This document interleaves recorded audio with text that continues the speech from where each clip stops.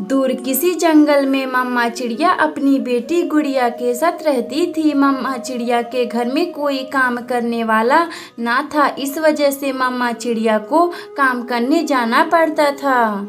गुड़िया बेटी, अब मैं काम पर जा रही हूँ, आप अपना ख्याल रखें और इधर उधर घूमने ना जाएं।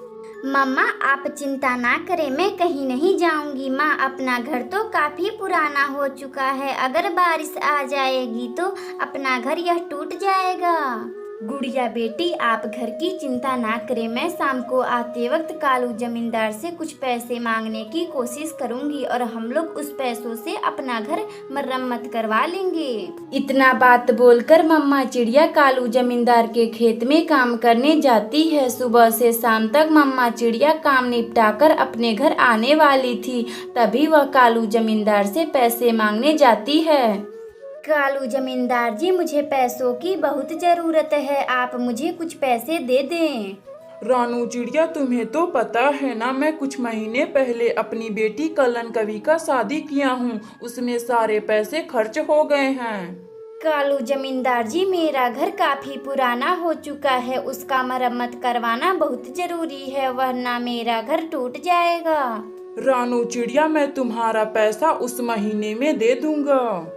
कालू जमींदार की बातें सुनकर रानू चिड़िया अपने घर आती है। मम्मा, क्या हुआ, आपने कालू जमींदार जी से पैसे मांगे?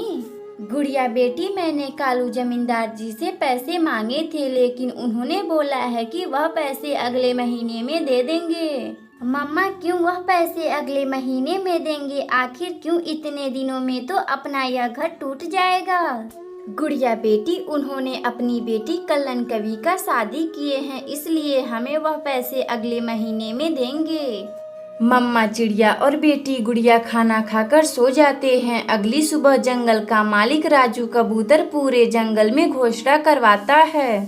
सुनो सुनो सुनो जंगल के सभी पक्षी सुनो, आज जंगल में बहुत जोरों शोरों से बारिश आने वाली है, आप लोग घर से मत निकलिएगा।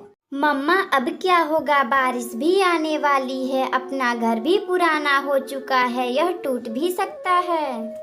गुड़िया बेटी, आप चिंता ना करें। रानू चिड़िया अपनी बेटी गुड़िया को बहला फुसला कर रख रही थी, तभी अचानक बहुत जोर जोर से बारिश आने लगती है। मम्मा, अपना घर तो हिल रहा है, जल्दी हमें घर से बाहर जाना चाहिए। गुड़िया बेटी, जल्दी चले, घर के बाहर जल्दी चलें।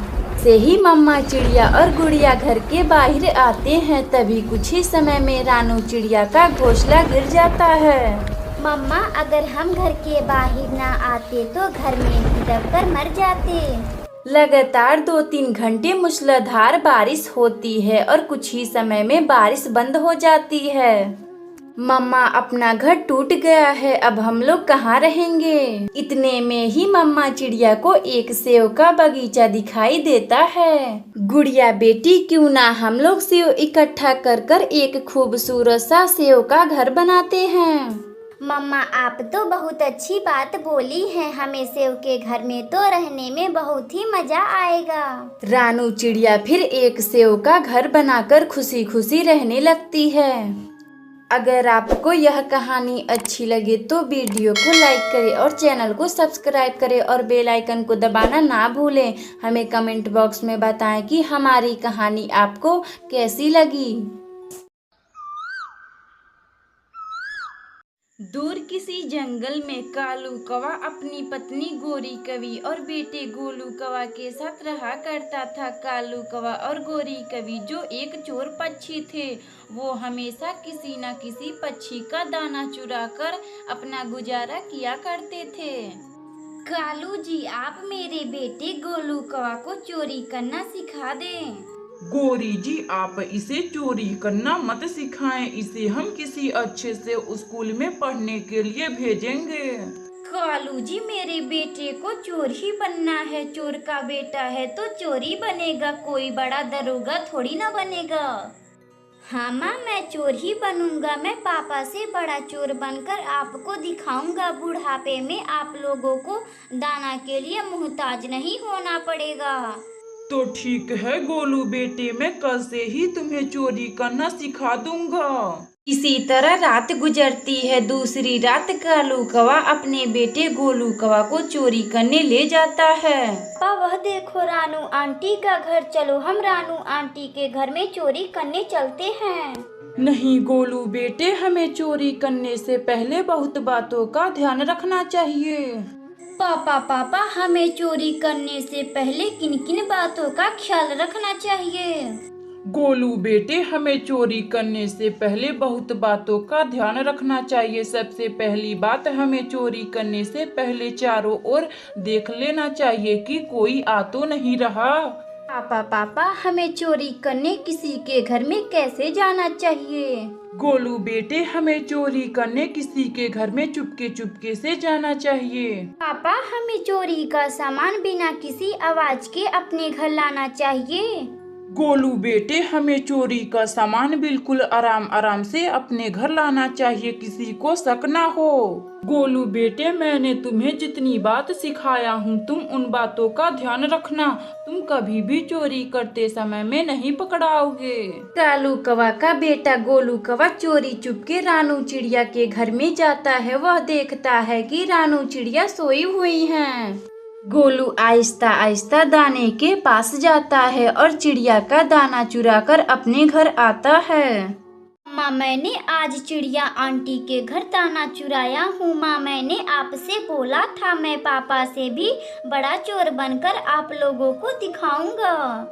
हाँ गोलू बेटे, तुम अपने पापा से बड़ा चोर बनना। इसी तरह बातें करते करते कालू कौवा का बेटा गोलू कौवा सो जाता है। अगली सुबह चिड़िया देखती है कि उसका दाना कोई पक्षी ने चुरा लिया है। फिर वह दाना लाने जंगल में जाती है। अभी उसे रास्ते में कालू कौवा और गोरी कवि का बेटा गोलू कौवा दिखाई देता है। वह गोलू कौवा से दाना लाने के लिए पूछती है। गोलू, मैं दाना लाने बहुत दूर जा रही हूँ, तुम मेरे साथ क्या चलोगे दाना लाने?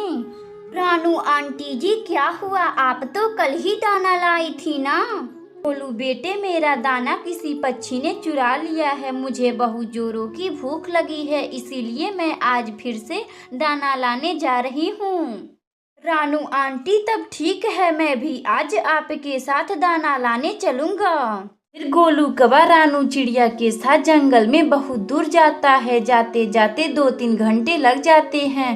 तभी एक जगह गोलू कौवा रानू चिड़िया से बोलता है। रानू आंटी जी, दाना कहाँ मिलेगा? हम लोग तो बहुत दूर आए हैं, ना जाने यह दाना कब मिलेगा। गोलू बेटे, दाना बस कुछ ही दूर पे है, अब हम लोग दाने के एकदम करीब आ गए हैं। गोलू कौवा चिड़िया के साथ दाना लाकर अपने पिता कालू कौवा और माँ गोरी कवि को देता है। वह उन लोगों से बोलता है, अब मैं चोरी नहीं करूँगा। यह दाना चिड़िया आंटी बहुत दूर से लाती हैं और हम लोग उनका दाना बस यूं ही चुरा लेते हैं, लेकिन यह नहीं सोचते हैं कि वह कितनी दूर से दाना लाती हैं। अपने बेटे का बात सुनकर कालू और गोरी कवि को बड़ा दुख होता है और वह अपने बेटे से बोलते हैं, गोलू बेटे, अब हम लोग कभी भी किसी पक्षी का दाना नहीं चुराएंगे, खुद दाने लाएंगे और उसी को खाएंगे। उस दिन से कालू कौवा का परिवार बिना किसी पक्षी के घर से चोरी कर कर खुशी खुशी रहने लगता है। अगर आपको यह कहानी अच्छी लगे तो वीडियो को लाइक करें और चैनल को सब्सक्राइब करें और बेल आइकन को दबाना ना भूलें। हमें कमेंट बॉक्स में बताएं कि हमारी कहानी आपको कैसी लगी। मम्मा, मुझे नई किताब भी लेनी है और एक पेंसिल भी। और मम्मा, मेरा स्कूल का बैग भी फट गया है, मुझे एक बैग भी चाहिए। बच्चों, आज आप लोग स्कूल जाएं, एक दिन बाद में आप लोगों का सारे चीजें ला दूंगी। दोनों बच्चे अपना बस्ता उठाकर स्कूल में चले जाते हैं। इधर मम्मा कुल्हाड़ी लेकर अपने काम पर चली जाती है। सुनो सुनो सुनो जंगल के सभी पक्षी सुनो, सब सुनो, जब तक बारिश ना आए तब तक आप लोग एक भी पेड़ ना काटेंगे। राजू कबूतर फिर इतना बोलकर चला जाता है। रानू चिड़िया राजू कबूतर का यह बात सुनकर देखते ही रह जाती है। मम्मा चिड़िया ऐसे ही रोने लगती है। मम्मा चिड़िया के पास करने के लिए दूसरा काम भी नहीं था, वह करे तो क्या करे।